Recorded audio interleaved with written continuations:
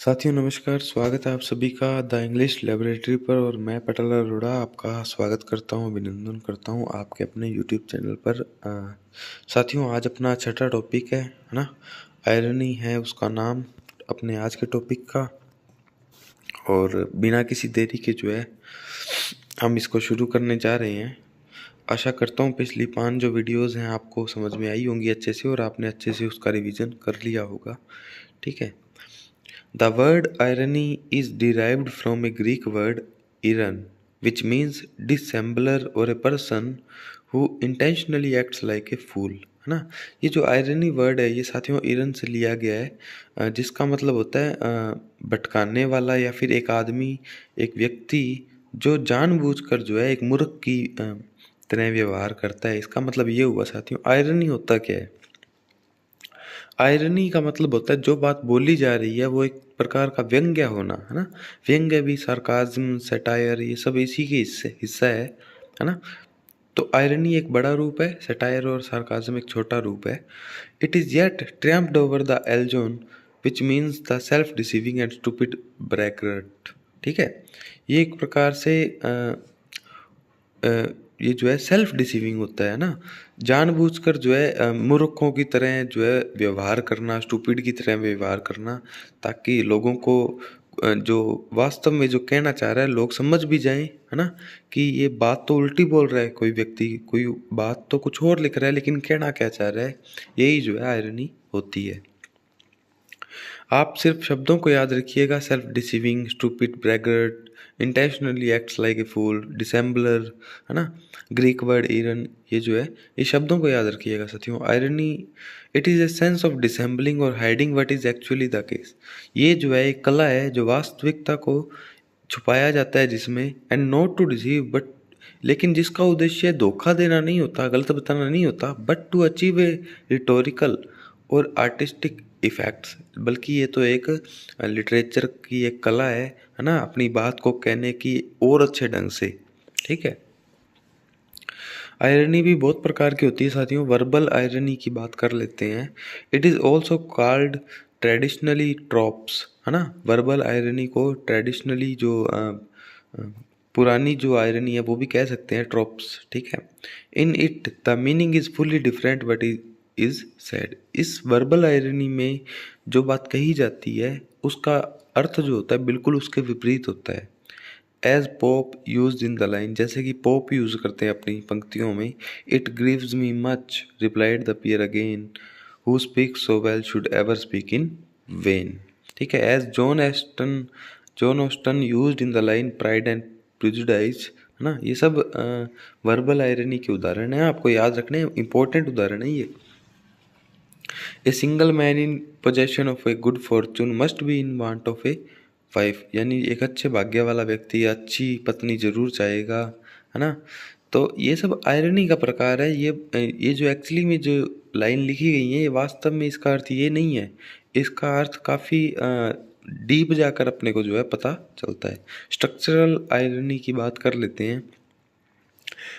Instead of verbal irony, author introduced a structural feature that serves to sustain a duplex meaning. Verbal irony तक जो है एकदम विपरीत बोलती है। स्ट्रक्चरल आयरनी में क्या होता है, ये बनाए रखती है एक डबल मीनिंग, है ना, दोहरा मतलब बताती है। And evolution through out the work, और उस बात की सच्चाई धीरे धीरे जाकर जब हम वर्क को आगे पढ़ते हैं या फिर आगे जब घटना घटित होती है तब पता चलती है कि असल में ये कहना क्या चाहता था। It has native hero, spokesman and narrator. Structural irony का एक नेटिव हीरो होता है, स्पोक्समैन प्रवक्ता होता है, नरेटर होता है, वर्णनकर्ता होता है। Verbal irony depends on knowledge. Verbal irony जो है नॉलेज पर डिपेंड होती है। किसकी नॉलेज पर? ऑफ द फिक्शनल स्पीकर्स, है ना, जो काल्पनिक जो वक्ता हैं। Ironic intention which shared both speaker and reader, while structural irony depends in knowledge of the author's, है ना। वर्बल आयरनी और स्ट्रक्चरल आयरनी में डिफरेंस क्या है साथियों? ये तो नॉलेज किसकी नॉलेज पर डिपेंड होती है? Both speaker and reader. जबकि स्ट्रक्चरल जो आयरनी होती है ये नॉलेज किसकी नॉलेज पर होती है? सिर्फ ऑथर की।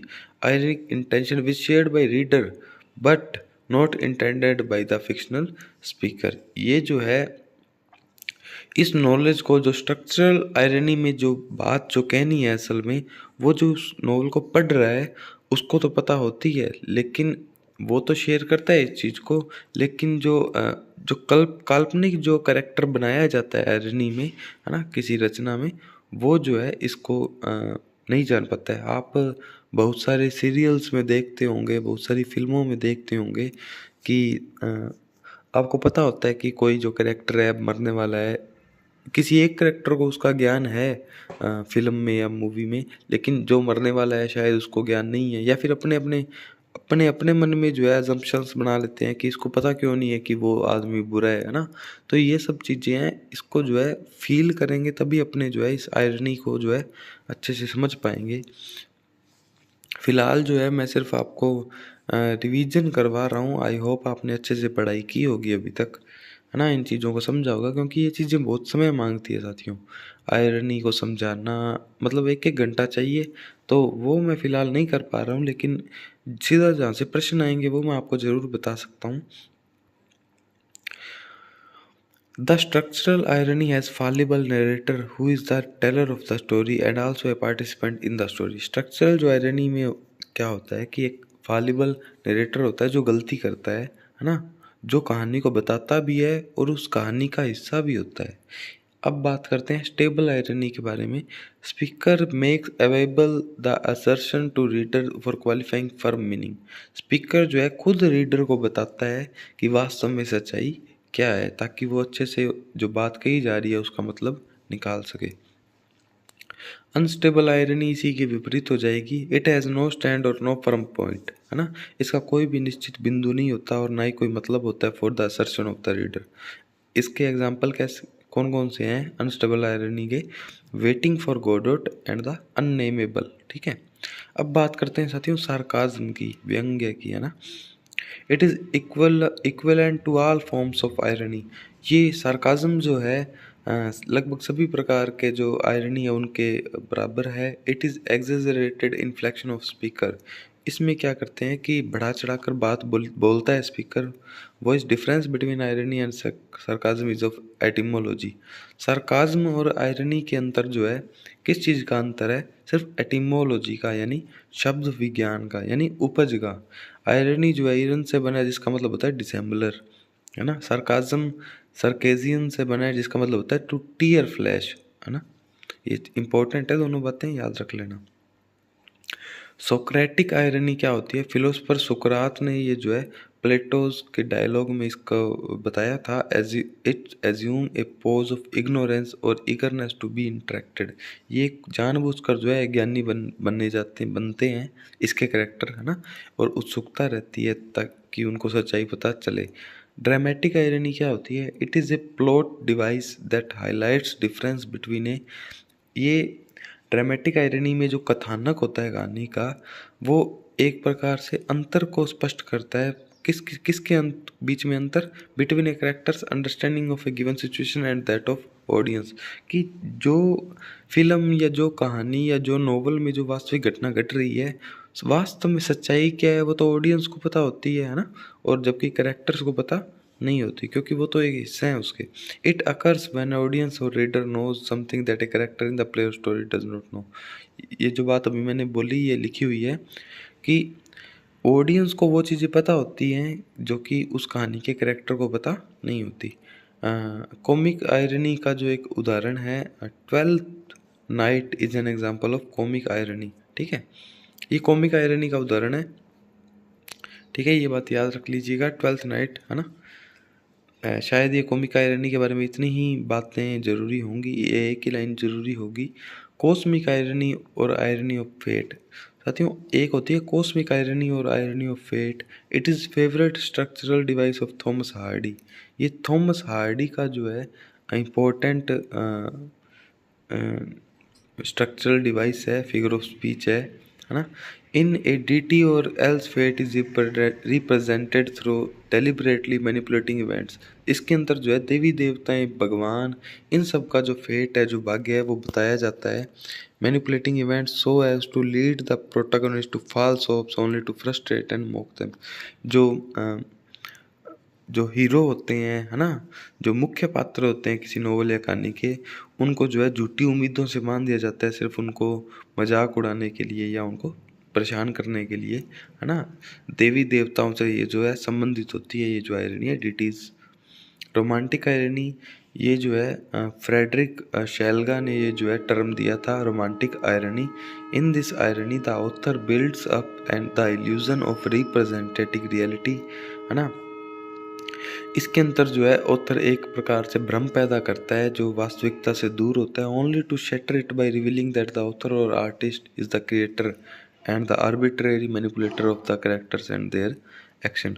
इसमें जानबूझकर जो है गलत बातें का भ्रम पैदा किया जाता है और बाद में जाकर उनको सच्चाई पता लगती है ना। Letting to reader into the narrator's confidence, इसके अंदर जो है रीडर जो है जो कहानी को पढ़ रहा है या फिल्म को देख रहा है ना, वो नरेटर के कॉन्फिडेंस में लिया जाता है, यानी जैसा जैसा नरेटर बताता है वो बात सच मनवाई जाती है एक रीडर को। And later so revealing to be a fabricator of fiction who is often a loss of matter to sustain as strong and undecided about how to continue it. बाद में जो है जैसे जैसे कहानी आगे बढ़ती है धीरे धीरे वास्तविकता से उसका सामना होता है और पता चलता है कि अभी तक जो मैं सोच रहा था वो सब एक भ्रम है। It involve self conscious narrator's, है ना। इसके अंदर जो नरेटर होता है वो एकदम सच्चाई से जागरूक होता है एंड इनवॉल्यूटेड फिक्शन, ठीक है। सिचुएशनल आयरनी क्या होती है साथियों? It has unexpected paradoxical perverse turn of events, इसमें जो है घटनाएं अचानक से बदलती हैं।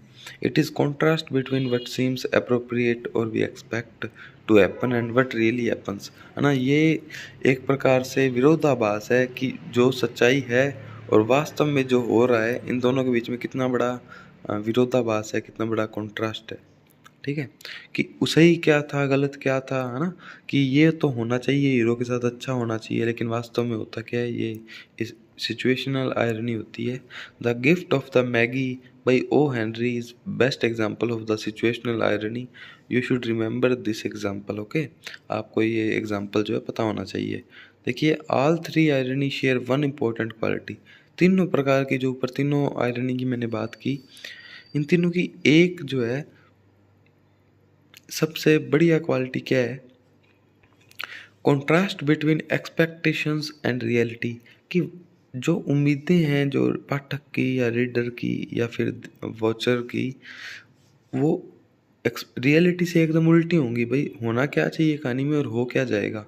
What appears to be true and what is really true, कि सच जो है लग क्या रहा है कहानी को पढ़ते वक्त और वास्तव में सच है क्या। What expect to happen and what really happen, कि क्या कहानी में होना चाहिए, है ना, क्या हो सकता है और क्या वास्तव में होता है, बिल्कुल उल्टे होते हैं, है ना। तो ये जो है आयरनी थी साथियों। आज आयरनी का टॉपिक पढ़ा हमने, थोड़ा सा टिपिकल टॉपिक है, थोड़ा सा मुश्किल टॉपिक है, लेकिन हमने जो है सक्सेसफुली इसको पढ़ लिया है ना। इसमें ज़्यादा मैं आपको बताऊं कि थियोरेटिकली क्वेश्चंस जो है कम आते हैं। इसमें जो मैंने जितना मैटर आपको कलेक्ट करके दिया है शायद इनमें से प्रश्न ना आए, सीधा अप्लाइड प्रश्न आपके पास आएगा कि ये किस प्रकार का एक उदाहरण है ना।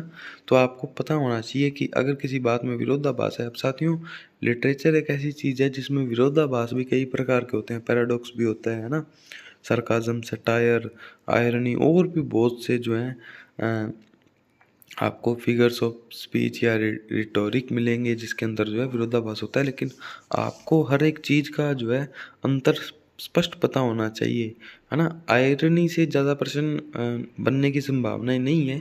सीधा इसका एग्जाम्पल पूछा जा सकता है, एक लाइन दे देंगे और पूछेंगे कि ये किसका उदाहरण है ना। ऑप्शंस, ये बात तो मैं आपको दावे से कहता हूँ कि ऑप्शंस सारे एक दूसरे से इतना दूर होंगे, आप आयरनी को जो है बिल्कुल आसानी से पहचान सकते हैं। आयरनी का मतलब है जो वास्तव में जो बोला जा रहा है वो सच में नहीं है। ये इसी लाइन से ही जो है मैं पूरी आयरनी को बता सकता हूँ कि जो बोला जा रहा है, जो दिखाया जा रहा है, जो कहा जा रहा है वो सच्चाई नहीं है। सच्चाई कुछ और है ना, वास्तविकता कुछ और है, ठीक है। और इसके जो है आप जो उदाहरण हैं जो मैंने एग्जाम्पल्स जो हैं मैंने आपको बता दिए हैं, ठीक है, और इसके प्रकार बता दिए हैं। बस एक एक बार इसको पढ़ लेना, इसको ज़्यादा डीपली आयरनी को पढ़ने की ज़रूरत नहीं है। हालांकि मैंने जो है बहुत डीपली आयरनी को जो है लिख दिया है, लेकिन आपको जो है टेंशन लेने की ज़रूरत नहीं है। थोड़े से मुश्किल टॉपिक है, ये इतना नहीं पूछा जाता, ठीक है। इसके ओरिजिन पढ़ लेना और इसके उदाहरण पढ़ लेना, आपके लिए इनफ रहेगा ये, ठीक है। और अगर आपको ये जो है ये जो सीरीज़ हम चला रहे हैं पसंद आ रही है तो वीडियो को लाइक कर देना, चैनल को सब्सक्राइब कर देना। एक बात और, आप जो है हमारी ग्रामर की जो बुक है और जो ये जो आप जो नोट्स पढ़ रहे हैं इसको, इस बुक को अगर आप मंगवाना चाहते हैं तो the English laboratory app download करें, वहाँ से जो है आप इन दोनों बुक्स को ऑर्डर कर सकते हैं। सूरतगढ़ में ऑफलाइन लेनी है तो सूरतगढ़ नाम से सूरतगढ़ लिखेंगे जब कूपन कोड में, तो 50 रुपीज़ जो है आपको लेस हो जाएंगे। और एप्लीकेशन पर जो है 100 रुपये में टेस्ट सीरीज भी अवेलेबल है, चाहे किसी भी ग्रेड की टेस्ट सीरीज लीजिए, 100 रुपये में अवेलेबल है ना। और टेलीग्राम से नहीं जुड़े तो जुड़ जाना, बाकी शेयर करते रहो, पढ़ते रहो, है ना। मस्त रहो, राज करो। और यूट्यूब चैनल सब्सक्राइब जरूर कर देना साथियों, ठीक है। तो मिलेंगे अपने अगले टॉपिक के साथ, एक नई बात के साथ मिलेंगे, है ना। तब तक के लिए धन्यवाद, जय हिंद।